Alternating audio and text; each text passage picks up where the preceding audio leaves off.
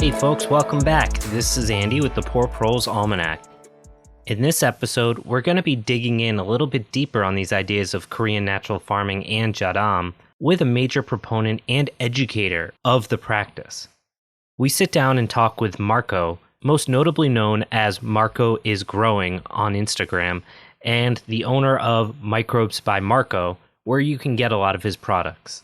We talk a lot about building soil, the actual application of these processes, and experimentation within natural farming. So hopefully you guys get a bit out of this, and it helps explain some of the stuff we've covered so far.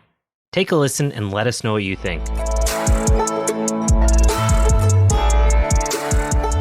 Marco, thanks so much for stopping by to chat with us. I've been following your work on Instagram for quite a while now, and while there are plenty of folks doing stuff with natural farming amendments, what I really like about your work in particular is that you're really open to dialogue and into applying new things and kind of really pushing the envelope. So could you tell us a little bit about yourself and how you got into this type of work? All right. Hey, I want to say thank you for having me. Well, a little bit about myself. As a profession, I work in the high-rise construction field. I've been doing that for about 20 years out of college. When I went to college, my major was initially forestry and wildlife management. So I really had I always had a love of nature. I was an outdoor kind of guy, fishing, hunting with my dad, and just in general playing in the woods type kid. So, when it comes time for college, I decided, head towards that field, forestry and wildlife management. Went to Virginia Tech, ended up switching my major partway through and got into where I'm at now, which is the business and construction management field. So, but I always kept my love of nature, obviously, and I've always kept a parallel hobby / gardens on the side for over the last 20 plus years as well. Throughout that time, I've grown in many different methods and techniques, pretty much all types of plants that you can think of, and I'd say probably about 10 years ago, I really got into like organics, quote unquote, really just trying to get back to focusing on the soil. Because the ironic thing is I learned about, microbes and soil biology somewhat in college. And when I started kind of my growing and gardening, I didn't necessarily incorporate that into it. I kind of, like everybody else, I went and started with just nutrients and, fertilizers and things like that. And it just took a while for me to really, realize that, that wasn't the cleanest way. And I kind of just evolved from like organics. And then I started reading about, one straw revolution and those kinds of things. And it's really just kind of changed my perspective on growing. Yeah, so it kind of stumbled upon YouTube videos, various techniques, the shows and JADAM, and not really exactly sure how it evolved to exactly where I'm at now, but it was just a combination of a lot of trial and error, growing in methods that weren't clean or sustainable, and learning the right ways, and then just embracing that knowledge and seeking more of that. And it just, I'm always been a hands-on guy, so whenever I was reading these things, I decided to try them as well, so as far as IMO collection, I thought that was fascinating, so I think really a big spot was first collecting that first IMO, and that kind of just took me down the whole natural farming path, so it's been a kind of a long progression. Sure.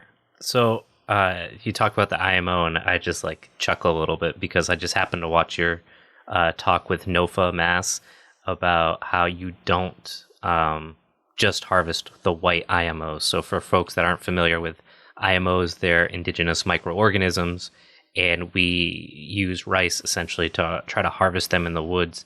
And the goal traditionally is to harvest like these white puffy clouds. That's considered the good indigenous microorganisms. But you kind of have a different take on that. Yeah, I do. I definitely love when I see a nice, white fuzzy collection. I know it's full of saprophytes, which are, bacteria and fungi that break down organic matter.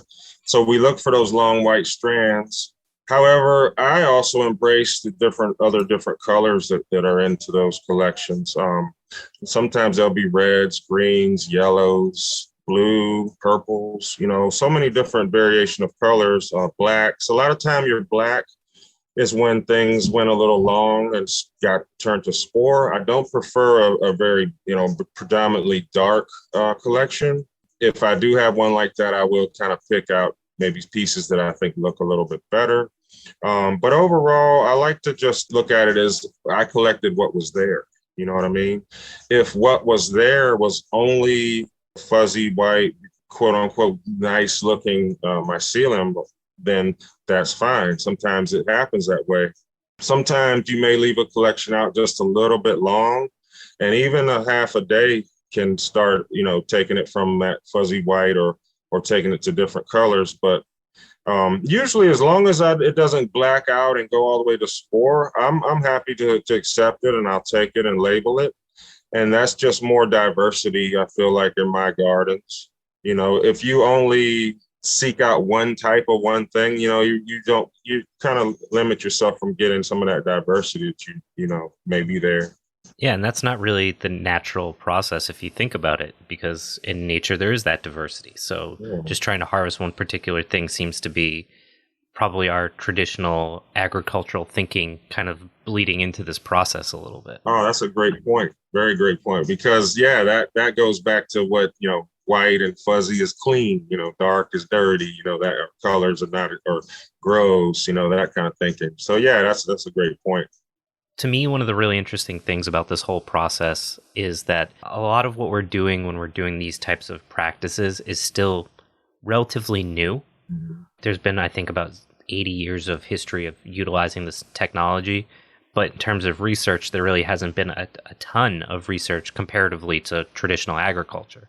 So I think there is still a lot for us to learn, especially around these other types of spore or collections to be made and how we can utilize them. I agree. And sometimes what I'll do is if I get one that's really colorful or different, I'll just kind of hand pick some of that out and make that its own collection. I did that with I had some purple, which was really pretty cool. And I just took that in its own separate collection. That's awesome. Till we figure out what it is. We may never know exactly what it is, but if we know it's part of a web that's, ultimately beneficial. Yeah. So I'm interested now in this area. So have you done any actual like side-by-side comparisons with any of these to say, all right, this is our traditional white IMO and then this tomato plant next to it is not, and seeing if there's any difference? No, I haven't. I kind of wonder about things like that. I don't really have the time for that. I wish I did. Maybe, I wish someone would do that.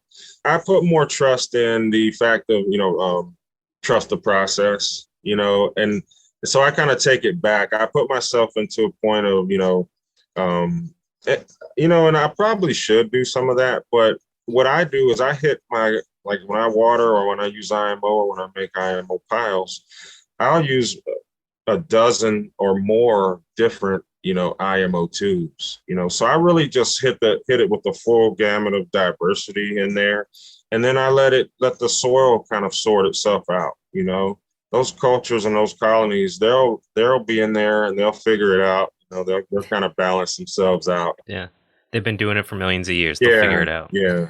But, it would be pretty awesome if somebody did take that and could kind of say, well, this is, kind of focuses more on a certain period of the plan or something like that. But no, I haven't been that deep in it. Yeah, because I got to imagine that different fungi have different benefits during certain times of the year. Yeah. So that it's definitely some, again, like I was saying, there's so many areas to still explore in the subject matter, which is to me really like inspiring, because when I was a kid and it was like, oh, you want to be a scientist or something like that, it's like, well, all the like low hanging fruit where the average person can like go find something out that you don't have a PhD in. It seems like those days are gone, and now in a lot of this natural farming stuff, it's one of those rare opportunities where that's something you could actually do. Yeah. I think that's something you're doing too, because I know you use a lot of like fish tank water, which I've never seen anyone else do. I'm sure there are other folks, but you're the first one I've seen.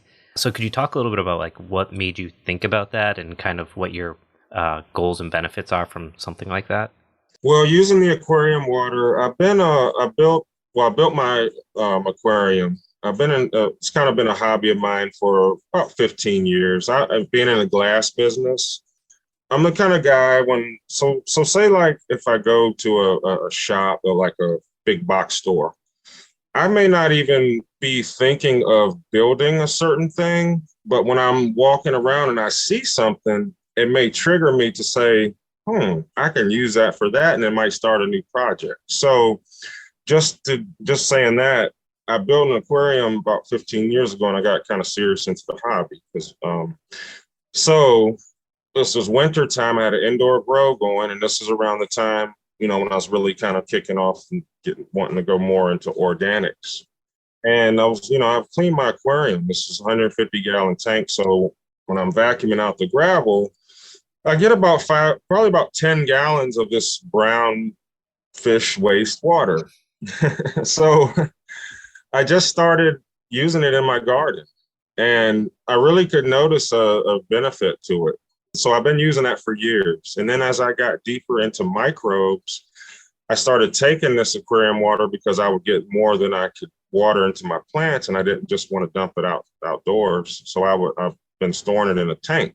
And then this tank, I said, well, if I have these aquatic microorganisms growing, I might as well try to culture them. So what I started doing was I started experimenting adding different carbohydrate sources, like different sugars and starches, like potato starch or rice starch. And then I scoped what I get and what's in the tank. And I noticed that indigenous local microorganisms that I find in my soil, I was also finding in this aquarium water. So it told me there's some kind of symbiotic relationship between those, and then I read more on it, and there are definitely aquatic fungi. There are definitely a lot of these microbes share the same environment. So then I just kind of built on that. And then I kind of as I got showing more on Instagram, when I discovered Instagram, people became more curious about what I was doing as well. And that's when I kind of got into the inputs a little bit, just selling off things which are surplus that I couldn't use and that kind of thing. So I don't sell a lot of inputs, but I do have a shop and I sell some. And the aquarium aquatic microorganism is really a popular one. So that just came about of me using not wanting to waste this aquarium water, and then kind of noticing the beneficial, microbiology. Yeah, that's interesting. I have ducks, so I have like ponds scattered around, and they get pretty dirty pretty quickly. And you'll scoop it out, and it's just the silt. I use it in my fruit trees and nut trees, and Oh, yeah. they take off. And I was like, I can't be the first person to have done this. Exactly. Like, there's absolutely somebody who's figured this out. And then I happened to see what you were doing. I was like, oh, this is kind of like the outdoor version of that. Yeah, and the awesome thing about natural farming is whenever I do these things, I take my mind back to before we were, 1,000 years ago, whenever. And I say, I know I wasn't the first one because somewhere there was a guy that had a little fish pond or duck pond, such as yourself, and he did the same thing. It was like that was a time when you had to do these things, and Yeah. I love that people are, because you could easily not even worry, toss that, trash it, but that's a benefit. And I love people are embracing those things as, good for us and able to grow our food with. Yeah. So with that in mind, I want to kind of circle back to this like very basic premise of KNF and JADAM. And like one of the things I find when I try to explain to people, it's not complicated, but it comes across as incredibly complicated. You have these tons of acronyms, and it's about rethinking the way we relate with the landscape and our plants relate with the landscape. Mm-hmm. And I find that KNF and JADAM come at it from a little bit different angles in terms of inputs and things like that, and the logic of like what you're doing. And KNF I think of as more of like an accelerated version because you're using the brown sugar. Mm-hmm. So when you talk to folks about this and you start to decide what you're using what kind of drives that decision of like I'm going to use leaf litter versus IMOs or anything like that? That's a great question. I was actually thinking about that last night because I have a friend, Joey Berger, who we did. He was on another show that we do. He's a great permaculture guy. Uses a lot of Jadam, And so I asked a lot of folks, what do you want to ask him about, what he does? And one of the big questions is a lot of people want to know is, okay, they want a schedule. Like, how when you grow, I mean, you can edit this, but, when you grow cannabis, all the companies are selling a schedule: veg, bloom, transition, blah, blah, blah. So there's, so many steps to layer. So that's programmed people so much into thinking, all right, what's my schedule? What's my schedule? Well, when I grow, I think more what stage are my plants in? And then I want to match the stage of that plants with the inputs. So here's an example. So each time I water, I feed. And when I feed, I also do a microbe. So what I like to do is I'll do a JLF. So if the plants are in veg, I'll do a leafy JLF, such as a comfrey, that's going to be higher in nitrogen and higher, and those kinds of growth hormones for that stage of the plant. As the plant transitions, I start adding more fruit. Then I go add more of the KNF inputs, which are your sugary inputs, because, a flowering plant is using a lot more carbs too. So now I start adding in fruit, FPJs, and those kinds of things. And I've taken a lot of notes, and I think I'm going to compile kind of how I've done it, because I notice a pattern. Like I do the same kind of pattern, veg, the bloom, and the transition. And so I'm going to put that in down on paper. But for me, it's just matching the plant. If the plant is, I'm about to switch out of veg into flower, then now I want to start adding some of the water soluble potassiums and WCAPs and those kinds of things for the transition period, because those are for flowering. So it's hard to say, put it exactly how I do it. But if you match to me the stage of the plant, it's been working out wonderful. Veg and veg, bloom and bloom, and then using some of your other bone and your other char type inputs for transition periods. Yeah, and I think you brought up this idea that people really want a schedule. And I think that, again, much like with the white IMOs, I think it speaks to like wanting to see it as like a logical progression versus what nature naturally does, which is usually it dithers and it evolves with itself versus like following a domino effect, so to speak. Right. If we fundamentally understand the utility of the inputs that we have, then we don't need a schedule. We're letting the plant inform us on what we're trying to do. Yeah. Which is, I think, you can read it and then you have to apply it to really fully understand it before you can then know when to use it appropriately. Yes. And now what I do that I think is a throwback from the old way of growing, I still have some of those old tools, EC meters, pH, and things like that. What I do is when I make my feed, I still want to match my EC to my light and to how strong my plant is growing.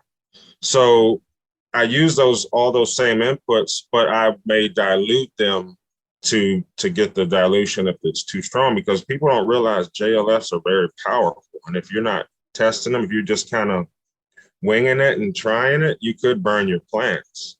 So I use a meter just to kind of, check the strength of my feeds and my solutions, just so I know I'm not going too strong. Hey there, it's Andy from the Poor Proles Almanac. Thank you so much for taking the time to listen to our podcast. As you can probably tell, this content involves extensive research and editing to release weekly episodes. If you think this content is valuable for the future that we inherit, please consider financially supporting this project by visiting poorproles.com and clicking on the Patreon, Venmo, Ko-Fi, or PayPal tabs.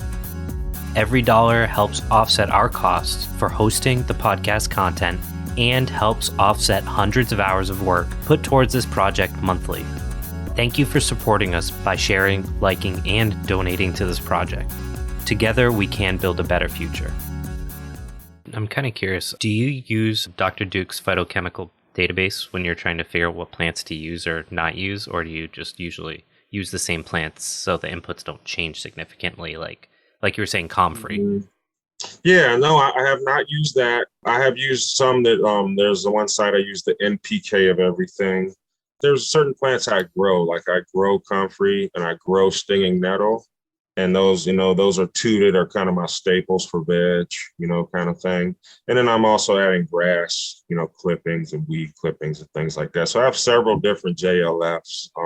Some are like, one is all comfrey, one is all nettle, one is a mix of everything, and I have banana, I have pumpkin, so I have all different, mostly using what I have and what I've grown here. I'm trying to make my place here where, and it mostly is where everything, all the inputs are made by plants that I grew here, and then all the plants are grown by the inputs I make. So kind of it's going to be full circle. That's cool. Is that why I saw you had posted you had some sugar cane you were growing? Yeah, I wanted to try that. I love eating it, first of all. I mean, it's delicious. Like growing up in the summers in South Georgia, we get it all the time. So I love it.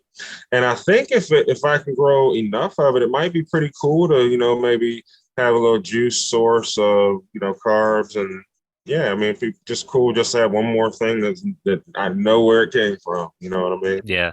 That's the one thing that kills me with KNF is that it is so sugar, input heavy, Yeah. which is not, at least here, especially in New England, where you can't just grow it. Mm-hmm. So I've been really interested in either going more the JADAM route or trying to find alternatives to brown sugar, which it seems like everyone is trying to figure out, Yeah. especially folks that don't live in places where it's readily accessible.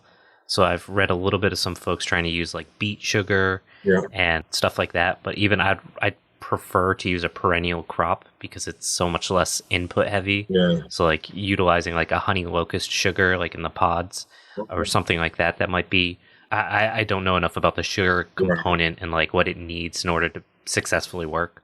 But like I said, there's so many places for research to continue in this field. It's just really exciting. Yeah, it really is, man. We're kind of like we're in a stage where I think if you just stick to the principles, there's a lot of room for different inputs because you can combine things. Like you said, I've gotten away from the sugar a lot. I'm a lot more JADAM. I'm probably 50% JADAM. Easy. And I feel like the K and F inputs with all the sugar, they're more like to me like a icing on the cake. In a way, like they're kind of, I feel like they're just getting in there and giving you the small, tiny micro benefits. Yeah, that makes sense. I could see that. We've talked a little bit about this experimental farming, and I want to try to localize that a little bit. So how has like your personal location impacted your decisions? I know you're saying you're trying to grow everything on site. What about, the other inputs, mineral inputs and things like that? Has that focus on localizing everything impacted, bringing in things like I have a 50-pound bag on the other side of this wall of azomite, and like that's obviously not local to where I live. Yeah. How are you trying to bring some of that stuff to try to localize the mineral amendments in a way that meets your interests on like making sure everything is local? Yeah, that's a tough one. I do have to bring in my I like azomite. So one thing I do have to bring in azomite, things like that. But what I like to do is we have a lot of local clay here, so I like to incorporate that clay into it.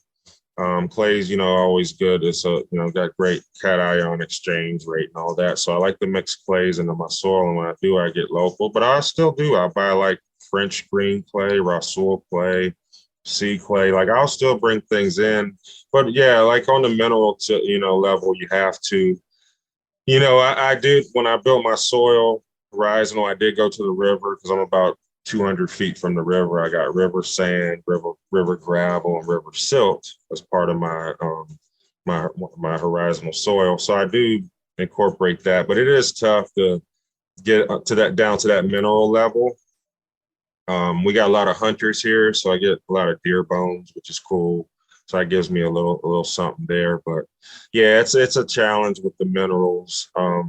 Some people may have the benefit, they may live closer to, rock quarries and things like that. They could probably get rock dust, for little or nothing, So it is regional, you have to kind of use what is available to you. Yeah. Now, when we're talking about like utilizing these amendments and things like that to bring this to like a bigger scale, I'm really interested to know if you think like what we're doing is something that can be applied on bigger scales. I know folks, especially the KNF, has been applied on bigger scales. But again, that requires those massive sugar inputs, and JADAM and like some of these other processes like these experimental things might be a little bit more difficult to do on that scale, or not even that, but on a bigger scale. So is this something you think could actually feed the world, to sound like cliche? Yeah. But, I can picture, if you can picture this, if you can picture a small town, just starting there, local area, and here's a place where everyone brings all their, if you have food scraps, or they pick it up, and it all food scraps go here, everything organic goes here, and the city or town invested in like huge tanks. I think they can do JADAM. I think you can do huge JLFs, and I think you could, produce it to a point where it can be beneficial.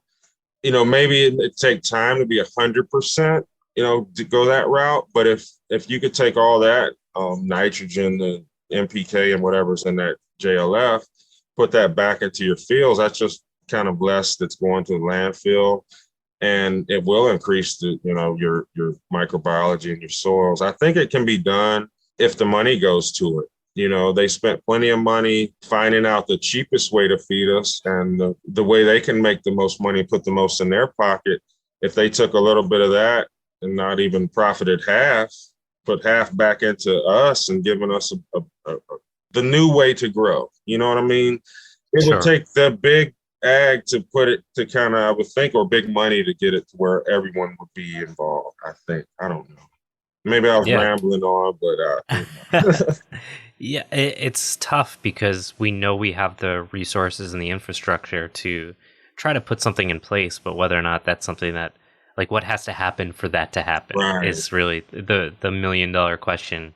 And, it takes time to scale those types of things up. And, the fact that we're talking about, oh, no one's really tried this or nobody really knows that, speaks to how much time in terms of just research that needs to be done before we'd ever be able to scale up to something like that. Yeah, and I had a buddy, we were talking similarly about it scaling up, and we came to the conclusion, not scientifically or anything, but if 1/4 of the households did kind of what you do, what I do, just the basics of trying to compost and recycle things, I bet that would make a huge impact, just even 1/4. Yeah, I've even thought about, like, if a landscaping company did like an all natural landscaping fertilizer and it was just KNF, like, you could charge a premium for it, and like your inputs are so cheap.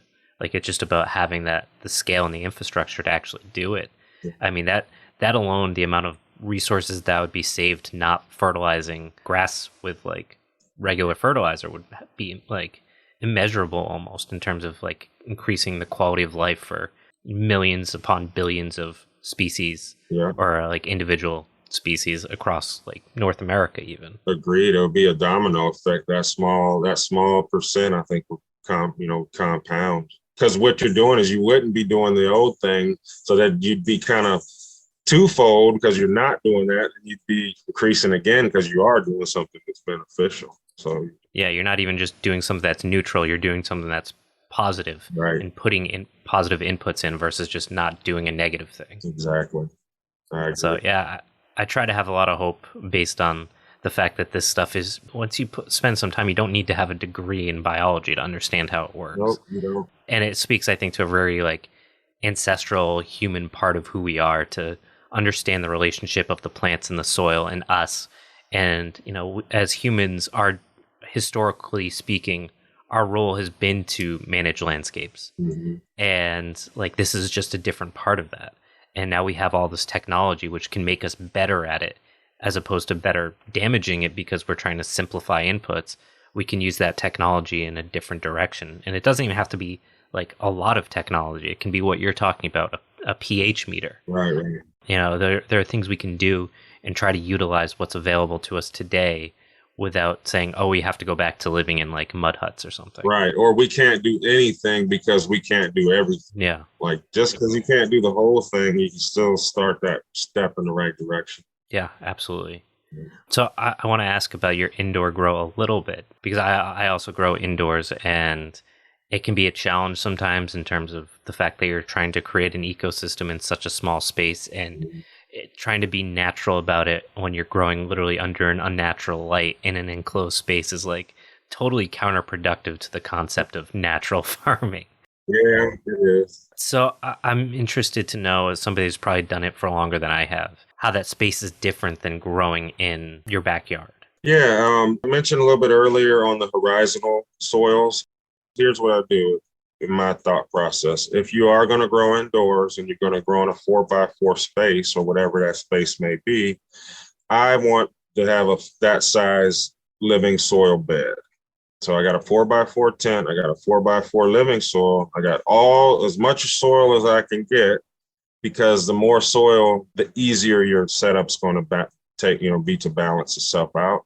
So what I do is, I focus on that horizontal soil with the gravel sand filter bottom, the kind of the organic topsoil, the part that the plants grow in the middle, and then in a smaller organic layer, which I use clay on and a companion crop.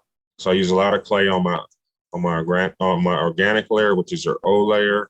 The A layer is kind of your meat, where the bulk of your soil is. I make that amended with different amendments, rock dust, and that kind of thing. Because what I want is I want a soil that has everything in it to feed the plant. I want everything there, but I also want enough microorganisms in it because they have to start the process of eating these things and mineralizing and nutrient cycling all the stuff that I got in this big hunk of 4x4 bed. One thing I do is I build my soil before I start growing. I let it balance itself out. Usually I get a lot of, off the initial build, I get a lot of different gnats and flies that may appear. So I start watering with BT. After about 2 to 3 weeks, I'm ready to plant in that soil. But like I said, the biggest thing for me is highly amended, not highly, just adequately amended, and then highly amended with IMO. So in a 4x4, I may have 10 gallons of different IMO, IMO 4 and IMO 5, and a 150 gallon setup. So it seems high, but it's not. So what I do is, so now if you look in this my indoor living soil, it's pretty much just like outdoor. Like I have, isopods, I have worms, I have springtails, I have mites. Each class of soil food web, I like to also have in my indoor soil because to me, that's how you're going to get the balance. Like if I'm missing a group, if I'm missing worms or something, I'm going to be missing a little bit of the relationship of that, and that's not going to be beneficial. So I try to focus on I allow each member of the soil food web to just have its own part in my soil, and it seems to work out, really nice. Yeah. So I'm curious. One of the things that I've been trying to figure out personally, and again, much like I was talking about sugar, I try to think about what I can use that's most local. And with IMO 4 and 5, you have like these massive inputs that go into them. I was wondering if you've put any thought into that in terms of how to reduce the massive amounts of inputs to inoculate. Yeah, so IMO 4. Are you talking about just the liquid inputs I have to water in? No, not the liquid, the physical inputs. Oh, like the grains Yeah, the okay, I grains. got you. Yeah, things like that. So a buddy of mine, we just charred up a bunch of cannabis stalks he had from Old Grow. So my next IMO 3 I want to do is I'm gonna run a bunch of these stalks through a grinder and then see if I can use that as my grain type, substitute as in the mix. You know what I mean? Sure. One less thing I have to buy, and then so I want to try that. But a lot of times, yeah, you have to either buy grain or try to be or grow grain, but that's kind of not easy. That's a lot of input Yeah. for one IMO. One thing for IMO 5, I do those because it requires like a manure or high nitrogen source, and I don't have manure or animals, so I took comfrey, put it in a barrel with water like a JLF, got really funky, and then I took the solids out, all the comfrey solids, and it's basically smelled like crap. And I used that as my manure, and it really worked out nice for IMO 5. That's awesome. Yeah, that's the stuff that I get excited about. When people can try new things and they say, "Oh, look, we can Yeah, do it with less inputs." Like that's the goal. exactly. That's the thing I like too. I like it. I like good hard work, but I also like it smarter than harder sometimes too.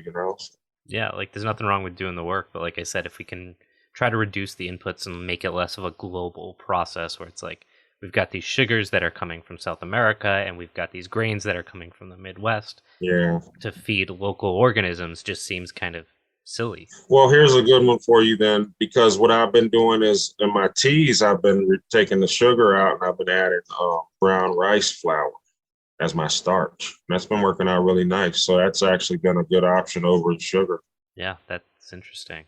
The last thing I really want to ask you about, and this is going in a totally different direction, but I think it's really important because of the overlap with natural farming and some of the like new age science that has some really problematic histories, things like natural selection and all these other things. So how does race and identity play into some of these groups? You know, like I said, there's a lot of overlap with sometimes very hard right-wing blood and soil type of folks. And KNF, I think, less so than permaculture, but I think it's still there. So I was just kind of interested if you had any thoughts or experiences or things that you just wanted to talk about. Yeah, I think that I think the history of farming, there's been it's been a lot of unfair history. And I feel like part of big agriculture, what they did was by creating this system of farming was you basically just found a way to push the small guy out, or the guy or the minority guy, or whoever wasn't if you didn't have the money. They created these extension offices. They were the ones that come out. They show you how to put all these chemical fertilizers down. So really, a lot of big agriculture, it's got a black eye. A lot of people that look like me, a lot of farmers that, were of color, lost land over the years. In fact, they were big farmers, really big into farming. And by these various, ways that big agriculture came in, they lost that, for whatever reason, mostly because of financial, So I feel like natural farming can be freeing, you know what I mean? It can cut, you're not tied to big agriculture. You don't need the extension guy to come in and show you how to apply this 10-10-10 or whatever it may be. You can self-educate, you can follow nature. And I want to see people get back into farming, and the way to do it is keep working your regular job, pick it up as a hobby. Now you have this hobby, which is low cost and can actually, bring in some profits, if you get serious about it. So to me, this natural farming it can be a revolution if it can catch on, and if we can keep pushing the message, I think it will. Yeah. So for folks that are interested in hearing more from you, seeing what you're doing, where can they find you? Where could they buy your amendments? All that good stuff. All right. You can follow me on Instagram, Marco_is_growing. And then if you want to, I have another page called Virginia Grown, which shows the other side of me, shows the cannabis side, which is legal now in Virginia. So I had to start another page because Instagram doesn't want you selling inputs and talking about those kinds of things. So yeah, you can check me out there. And then my website is www.microbesbymarco.com. And a lot of times I'm sold out of things. I have small batches, so sometimes you can catch some things on there. But I'd much rather show you how to make your own stuff, so just reach out to me on IG and then I'll get back to you on there. There's a lot of accounts out there, and I know a lot of them, when they get bigger, don't respond to people. And we've chatted a few times in the past before I asked you to come on, and that was a big reason why I wanted to, because I know you're open to having those conversations and you're not guarding the information like a lot of other folks do. Well, I hope I was nice, man, because sometimes by the end of the day, when you answer the same question a lot, I might get a little short. So no, I hear you. I do the same thing too. Yeah. Marco, this has been great. I really appreciate it. Yes, sir. Appreciate you having me, man. It's been wonderful.